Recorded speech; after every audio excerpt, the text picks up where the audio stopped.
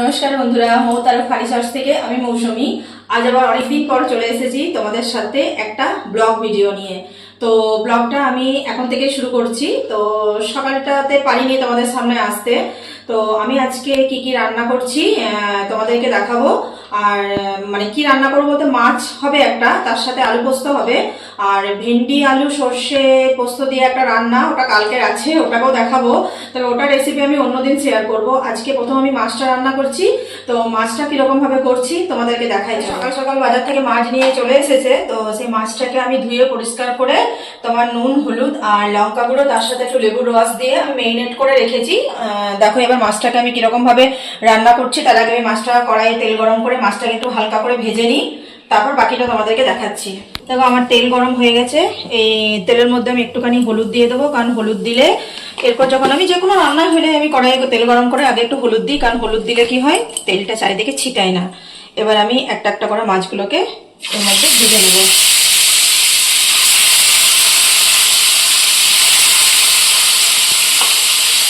মাছগুলো খুব একটা ভাজবো না, আমি হালকা ভাজা করব, কারণ এটাকে আমি একটু অন্যরকম ভাবে রান্না করব।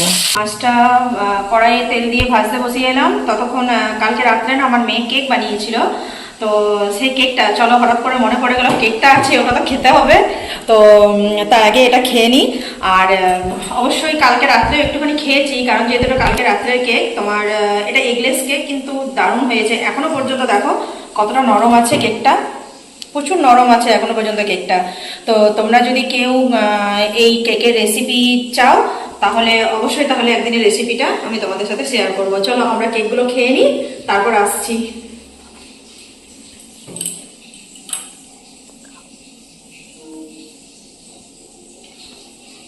মাছগুলো আমি সব ভেজে নিয়েছি, হালকা করে ভেজেছি। তবে মাছের মাথাও আছে একটা দেখলাম, তবে মাছের মাথাটা আমি আজকে এই রান্নাটার সাথে দেবো না, ওটা কোনো একটা সবজির সাথে মাছের মাথাটা দেবো। ওই রান্নাটা আমি আজ করবো না আর কি, ওটা আমি মাছের মাথাটা ভেজে রেখে দেবো। এবার দেখো এই রান্নাটার জন্য আমি প্রথমে কড়াইয়ে যে মাছ ভাজার যে তেলটা ছিল, সেই তেলটার মধ্যে একটুখানি পাঁচফোড়ন দিয়ে দিলাম। আর এটাই দেবার জন্য আমি একটু পেঁয়াজ বেটেছি, এই পেঁয়াজ বাটাটাও আমি এই তেলের মধ্যে দিয়ে দেবো। এবার এই পেঁয়াজ ভাটাটা আমি 3 থেকে 4 মিনিট একটু হালকা ভেজে নেবো। তারপর বাকি যেগুলো দেবো আর কি, সেগুলো দেখো আমি দেখিয়ে দিচ্ছি তোমাদেরকে একবার। এটার মধ্যে আছে সর্ষে আর পোস্ত একসাথে মেশানো আছে আর কি। সর্ষেটা আমি গুঁড়ো সর্ষেই ব্যবহার করি আর কি। তো গুঁড়ো সর্ষের সাথে কিছুটা পোস্ত, মানে 1 চামচ 1.5 চামচ মতো বাটা পোস্ত আমি এটার সাথে দিয়েছি। আর এটার মধ্যে দেবো তোমার টক দই।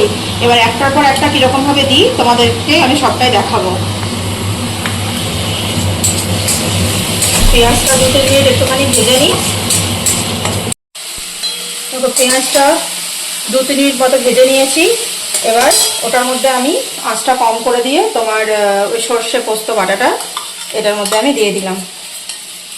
এবার এটাকেও বেশ কিছুক্ষণ আমি একটু নাড়িয়ে নেব। তো এটার মধ্যে একটুখানি হলুদ গুঁড়ো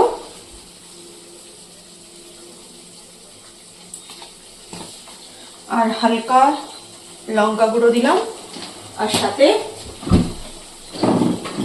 লবণ, একটুখানি নুন দিয়ে দিলাম। এবার নুনটা পরিমাণ মতো দিতে হবে আর কি। আমি মাছ ভাজার সময়তেও যেমন নুন দিয়েছিলাম, তো পরে অবশ্যই একটুখানি চেক করে দেখে নিতে হবে যে নুনটা আর লাগবে কিনা। আর এর সাথে আমি একটুখানি চিনি দেবো, খুব হালকা, টেস্ট আনার জন্য।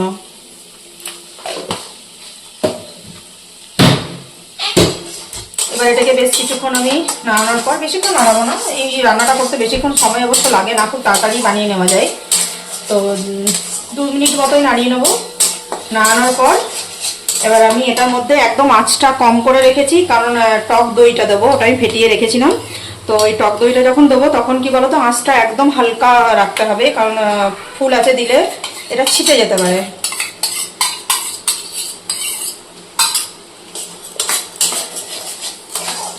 এর মধ্যে আমি যে টক দইটা বা সর্ষে পোস্তটা রেখেছি আর কি, এটার মধ্যে আমি একটুখানি হালকা জল দিয়েও এই জলটা আমি এটার মধ্যেও দিয়ে দেবো। আমি এই গ্রেভিটা আর কি, এই যে গ্রেভিটা হবে এটা খুব একটা বেশি করব না, কারণ যেহেতু আমি ডাল বানিয়েছি। তবে অবশ্য যারা একটুখানি এই সর্ষে এসব দিয়ে যারা গ্রেভিটা খেতে একটু বেশি পছন্দ করো, তাকে তারা এটা একটু পাতলাও করতে পারো, মানে ভাত দিয়ে খেতে বেশ ভালোই লাগে। মানে আজ কি বেশ কিছুদিন ধরে এত গরম পড়েছে, তাই রান্নাঘরে রান্না করতে ঢুকতেই ইচ্ছা করছে না, কিন্তু কি করবো বলো, রান্না তো করতেই হবে, নিজেকেও খেতে হবে, বাড়ির সবাই আছে তাদের জন্য রান্না করতে হবে। কিন্তু সত্যি কথা গরমের মধ্যে রান্না করতে প্রচুর কষ্ট হচ্ছে।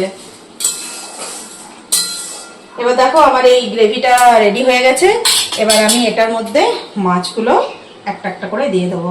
তো এই মাছগুলো দেওয়ার পর আমি আর বেশিক্ষণ এটা ফোটাবো না। এই মাছগুলো গরম আছে, ছেঁকা লেগে যাচ্ছে।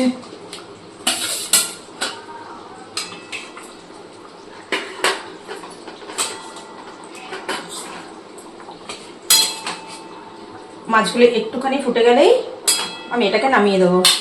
আর এর মধ্যে ওপর থেকে আমি কাঁচা লঙ্কা চিড়ে দিয়ে দেবো। যারা ঝাল খেতে পছন্দ করো তারা অবশ্য কাঁচা লঙ্কা পরিমাণটা বেশি দিতে পারো, তবে আমি অবশ্য বেশি দেবো না, কারণ কাঁচা লঙ্কা যেন তাই ভাতের সাথে খেতে ভালোবাসে আমার দেওয়ার আর আমার বর, ওদের জন্যই আমি দেবো। দুটো কাঁচা লঙ্কা চিড়ে এর মধ্যে দিয়ে দিলাম। একবার বানিয়ে খেয়ে দেখবে বাড়িতে, এটা কিন্তু রান্নাটা সত্যি কথাই খুব ভালো লাগে খেতে। অনেকেই তো বারবার মাছের ঝোল বা মাছের কালিয়া এসব না খেয়ে এরকমভাবে একবার বানিয়ে দেখবে, খেয়ে ভালো লাগে। তবে এটা কি বলতো, এটা আমি নিজের থেকেই দইটা দেওয়া বা পেঁয়াজ বাটাটা দেওয়া, সর্ষে দিয়ে এমনি প্লেন রান্না হয়, তবে এই পেঁয়াজ বাটা আর টক দই দেওয়াটা নিজের থেকে মাথার মধ্যে এসেছে। রান্না করে এর আগেও আমি একদম খেয়েছি, দেখলাম বেশ ভালোই লাগে, বাড়ির সবারও পছন্দ হয়েছিল, তাই আজকে আবার বানালাম। আমি এরকম নামিয়ে নিয়েছি, দেখে নাও। দেখতে তো খুবই সুন্দর লাগছে, কিন্তু খেতে কেমন হবে জানি না। যে খাবে, তোমার দাদাভাই অবশ্য রান্নার খুব বিচার করে, ওর যেন তো যে কোনো রান্না একটু খারাপ হলে মুখের সামনে বলে দেয়। দেখা যাক ওর কেমন লাগে। এরপর বাকি রান্নাগুলো আমি করে নিই, এরপর আমি বানাবো পেঁয়াজ আলু পোস্ত। বন্ধুরা, আমার সব রান্না বান্না কমপ্লিট হয়ে গেছে। এবার আমি খাবারগুলো বেড়ে নিই, তারপর তোমাদের কাছে আসছি। আমি খাবার সবারই বেড়ে নিয়েছি। দেখো আমি কি কি রান্না করেছিলাম সব কটা তুমি দেখো, খুব সুন্দর করে আমি পরিবেশন করে নিয়েছি। আরেকবার দেখিয়ে দিচ্ছি তোমাদেরকে, দেখো ভেন্ডি আলু সরষে পোস্ত দেওয়া, এটা আমি আগের থেকে কালকের বানানো ছিল, এটা গরম করে নিয়েছি। আর পেঁয়াজ আলু পোস্ত, মাছ, এদিকে ডাল, আর তেঁতুল দিয়ে মসুর ডালের বড়া করে টক। আর দাদা ভাইয়ের তো একটু বেশি পোস্ত লাগে, তাই আরেক বাটি পোস্ত আমি রেখেছি, যদি লাগে নেবে, না হলে তখন তুলে রেখে দেবো, পরে আমরা কেউ খেয়ে নেবো। চলো এবার আমরা খেয়ে নিই। আর তোমাদের আজকে দুপুরের মেনুতে কার কি হয়েছিল আমাকে একটু কমেন্টে জানিও।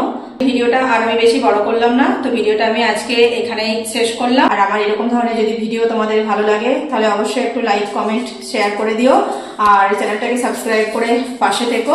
টাটা।